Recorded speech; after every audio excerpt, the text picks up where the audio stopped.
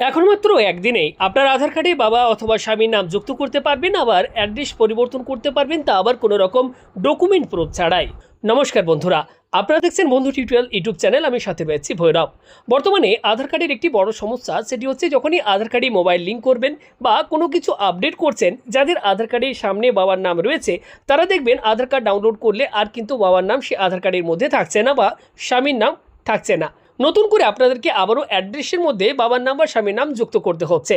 এখন আপনি এই কাজ কোথাও না গিয়ে নিজেই মোবাইল ফোনের মাধ্যমে মাত্র একদিনেই আধার কার্ডে বাবার নাম বা স্বামীর নাম যুক্ত করতে পারবেন, পাশাপাশি ঠিকানাও পরিবর্তন করে নিতে পারবেন, তা আবার কোনো রকম ডকুমেন্ট ছাড়াই। হ্যাঁ, এই কাজ আপনি কিভাবে করবেন নিজের মোবাইল ফোনের মাধ্যমে থাকছে আজকের ভিডিওতে সম্পূর্ণ step by step live process.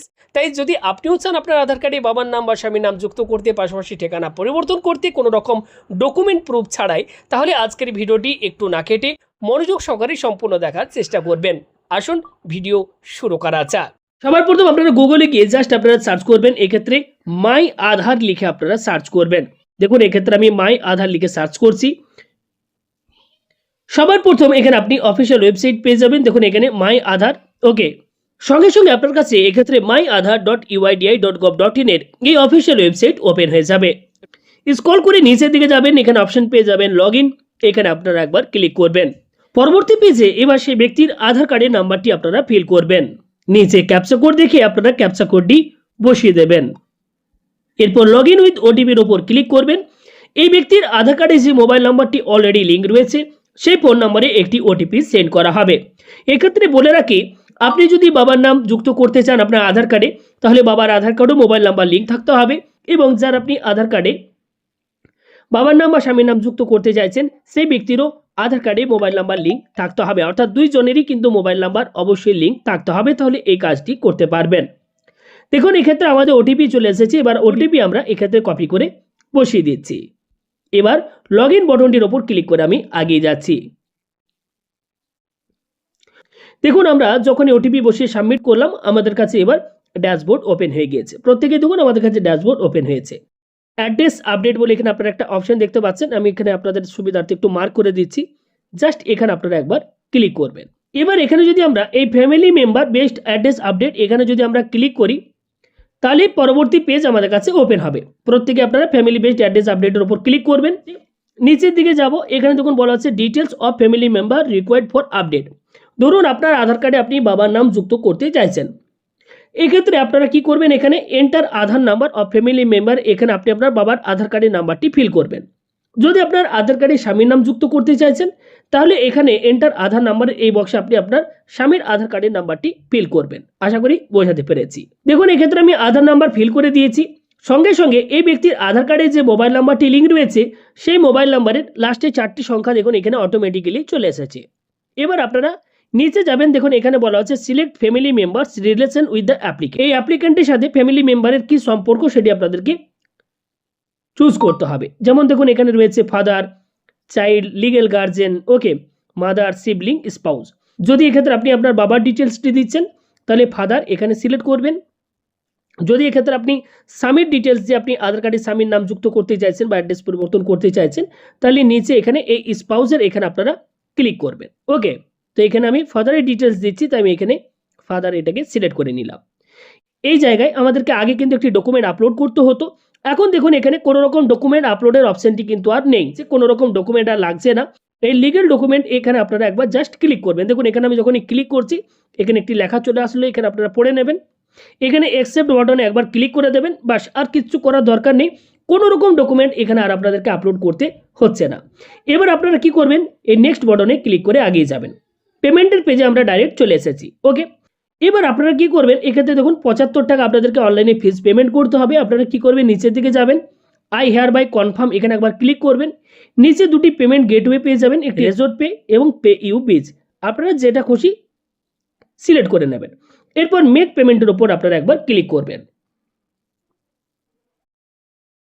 যখনই ক্লিক করবেন এবার দেখুন এখানে বলা হচ্ছে ভীম ইউপিআই, ওকে, ডেবিট কার্ড, নেট ব্যাংকিং, বিভিন্ন আপনি পেমেন্টের এক্ষেত্রে অপশন পাবেন। যেটা আপনার সুবিধা মনে হয় সেটা আপনারা সিলেক্ট করে নেবেন। যদি ইউপিআই এর মাধ্যমে পেমেন্ট করতে চান তাহলে ইউপিআই অপশনে সিলেক্ট করবেন।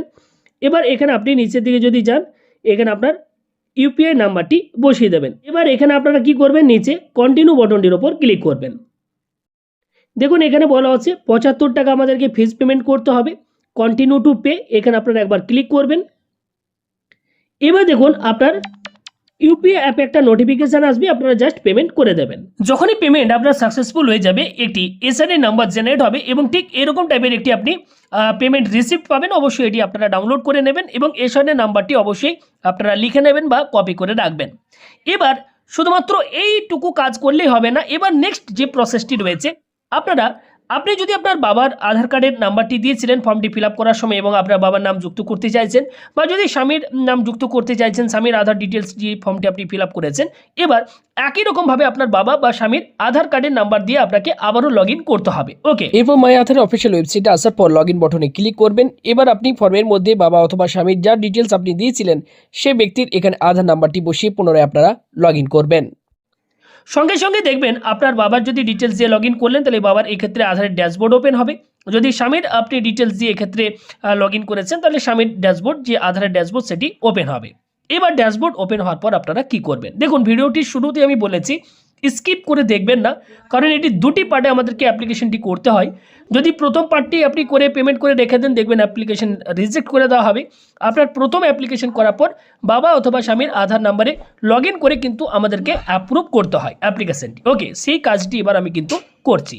নিচে আপনারা এখানে একটা অপশন পাবেন, দেখুন এখানে একটা অপশন রয়েছে, আমি আপনাদের সুবিধার্থে একটু জুম করে দিই। বলা হচ্ছে এক্ষেত্রে মাই হেড অফ ফ্যামিলি, দেখুন এখানে রয়েছে my head of family HOF request, just এখানে আপনারা একবার ক্লিক করবেন।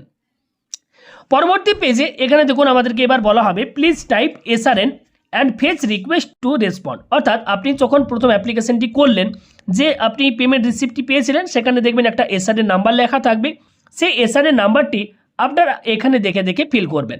SRN নাম্বার ফিল করার পর জাস্ট আপনারা একসেপ্ট বাটনটির ওপর আপনারা একবার ক্লিক করবেন। সঙ্গে সঙ্গে এখানে দেখবেন সেই ব্যক্তির ডিটেলস আপনার কাছে শো হবে। দেখুন বলা হচ্ছে you have received a request on above SRN from, এখানে দেখুন নাম দেওয়া রয়েছে এবং এখানে দেখুন বলা হচ্ছে অ্যাড্রেস শেয়ারিং।